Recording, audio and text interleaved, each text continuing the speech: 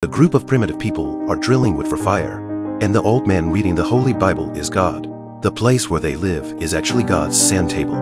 Man's behavior has caused God's displeasure. God believes that fire can only be given by him, so he ordered his assistant to extinguish the flame representing civilization. The wailing of the primitive men noisily disturbed God. He again ordered his assistant to drive the humans back to the caves with mammoths. It was not long before the primitive men came out of the cave again. God was curious to ask what they were doing.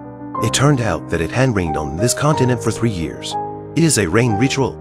This time God had mercy. He sprayed a sprinkler. The primitive human beings danced happily. After a while, God was in a bad mood again. He went so far as to order his assistant to unleash a plague. It was the first great extinction of human civilization. A few drops of spray destroyed the civilization of primitive men for thousands of years. And God didn't seem to care. Time flies. Mankind has stepped into modern civilization. That day, Lucifer invited God to drink some wine, but God suddenly found the human building an eyesore. So his assistant lit a match. The world of mankind instantly burst into flames.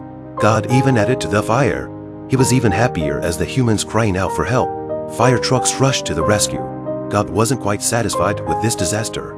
He actually asked his assistant to release a tornado, but there had never been a tornado in the city. The assistant carefully asked about again, but was met with verbal abuse.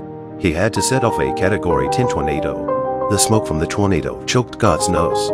That's what made him stop the ridiculous behavior. Perhaps there is a big invisible hand pushing us forward in the development of human civilization.